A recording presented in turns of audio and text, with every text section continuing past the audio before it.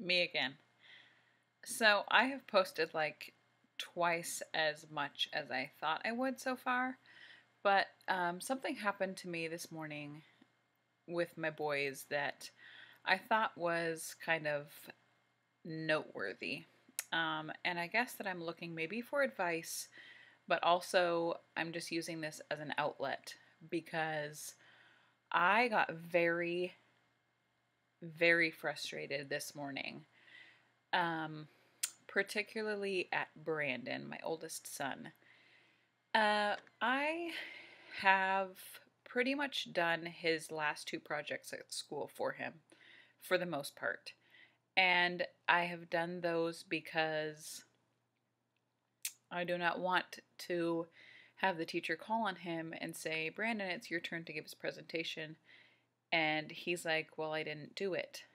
Uh, just the thought of that like crushes me. So, so anyway, this morning, we I helped him with a project this morning. Well, I did most of it. I would say he helped me because honestly, I feel like I'm the one trying to pass fourth grade right now. So we did an Indian in the Cupboard project. It was a collage, and I we're on our way to school, and I look in the back seat, and I was like, "Oh, Brandon, did is your collage in your backpack?" And he just gives me this look like, and I knew that he forgot it at home.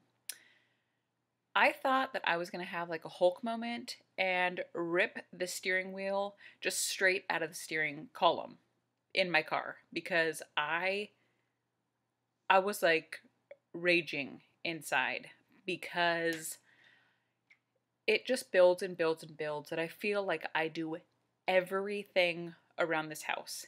And I understand that my kids are only 7 and 10, but 7 and 10 with working limbs, arms and legs, that's plenty old enough to be taking care of yourself for the most part. Certain things, of course, that's my job. Um, so I immediately, like, I'm pretty sure that either like fire or smoke came out of my ears. And I now know how to make the car completely silent. So if I ever just need silence in the car, I'm going to use this tactic again because the boys were like, silence. um, so as I'm trying to breathe through it and not like accelerate us off a cliff because I'm just steaming, I flip a Yui and burn out, like burn rubber. And it got to the point where I couldn't even speak because I didn't want to say the wrong thing. I never want to say the wrong thing to my kids because I feel like I kind of got that a little bit as a kid and it affects you all through your life. So I try to watch what I say. I try to watch what I do, of course, but I'm human. And even though they're my children, I get frustrated pretty badly, especially doing this by myself. I don't have another parent here to help me. So it's me pretty much taking care of three humans entirely and a dog. um, so we get back home. I go in, I get Brandon's collage, and I come back out to the car and I just kind of toss it in the back seat, and there's not another word that is said. And the boys know that I am furious because I have asked them time and time again, please help me out. All I'm asking is for you to do a little of this, a little of that. Don't make me do this alone. So my question now is, do I know that I can't enable them anymore because I want them to be eventually men that are in their 20s and they live on their own and can manage to cook themselves a meal and keep a tidy little bachelor pad. I don't want them relying on a woman. I don't want them relying on anybody else. I want them self-sufficient. I want them independent. And I know that that has to start right now. So my question is, what do I do? Do I continue to enable them, which I guess if I was not a parent or not their parent, I would say, no, don't you ever do that. You're teaching them all wrong. But when you're in the situation where you feel like if you don't do something for your child, they are going to be embarrassed or humiliated. And that's very hard for me to take on because I don't ever want my child to feel that way, but maybe they need that. So I'm at the point where either I'm going to have to enable them or I'm just going to allow them to fail. I'm going to have to let them fail. And I'm going to have to let them feel that when the teacher asks, Brandon, you're up, he's going to say, I didn't do it. I didn't do my project. And it's going to have to be that. And hopefully he learns from that time. But see, my thought is, oh my gosh, if I don't do his project, then he's going to fail the project. He's going to fail out of 4th grade. He's going to fail out of school. He's going to fail out of high school. He's never going to go to college. He's going to fail out of life. He's going to be a criminal. All these terrible things. I suddenly create this mountain out of a molehill. And that's this vision that I have. So it is far easier to say you would let your child fail than to actually let them. And believe me, I know that that's probably what he needs, but it's just so hard to do. And especially, he came home a few days ago crying. He said, I don't ever want to go back to school because apparently there is a group of girls that have been calling him names. Dumb, stupid, ugly.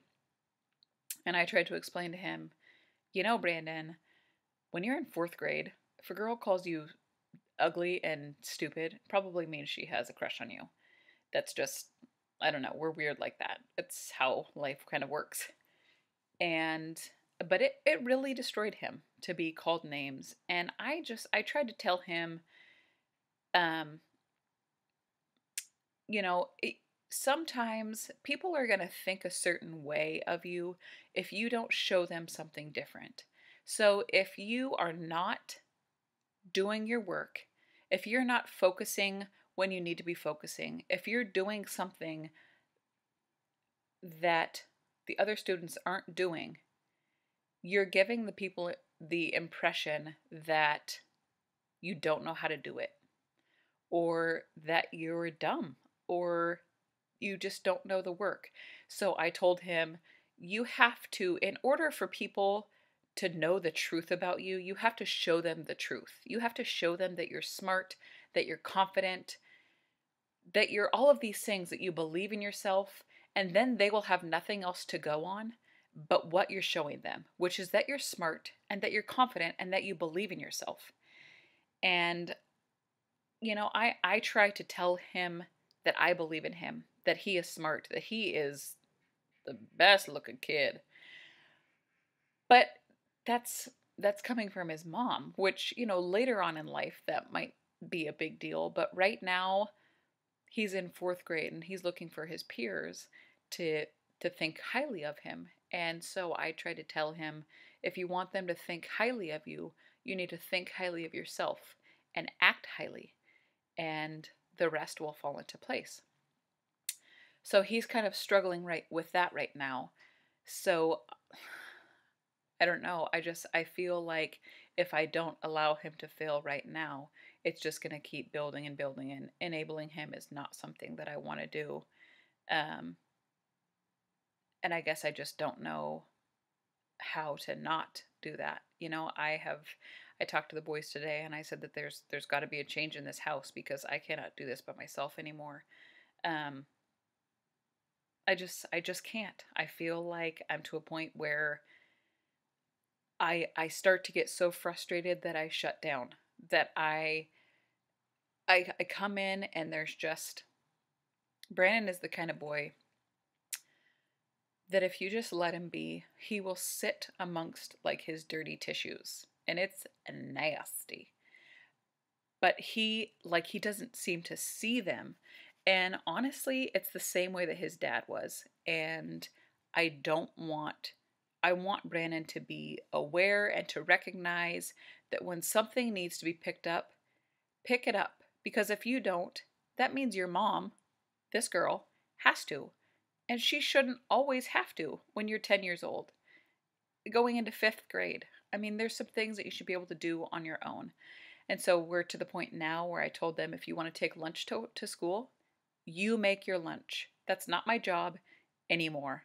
If you need help with something, here I am. But if you want to take a lunch, then you make your lunch. And if it doesn't get made, don't blame me, because that's your responsibility now. So this morning I was so full of fury. And it seems silly, but it's the truth. And I'm just being honest. So right now I feel like I'm at a point where I've got to make a move. I've got to make a change. I've got to make a decision. I have to light a fire under my boys' rear ends. Because I feel like if I don't start treating them like the men I want them to be right now, it will just get harder and harder as they get older. And so I'm pray for me, pray for me. I need to make a change, and that's hard for me, especially when I am trying to be the parent that loves on them and disciplines them and nurtures them and comforts them and has fun with them and does all these fun things. But I'm thinking right now I just need to be the parent that lays down the law and tells them I am the boss and this is how it's going to be. So wish me luck, because I'm going to need it. I do know that I don't want to raise two boys that suddenly are, 17 and 15 and knocking me around because I'm a pushover mother. That's not something I want to be. So I'll keep you all posted on the progress, but this summer should be interesting because there's going to have to be some changes around here. So luckily my car is all in one piece. I didn't run us off a cliff or anything, and I eventually got over it. And I did ask Brandon how his speech went, and he said that it went well. So it was my project, and I'm not going to let him take the credit. I'm going to email the teacher and ask what the grade I got. Okay, thanks for watching, guys. Bye.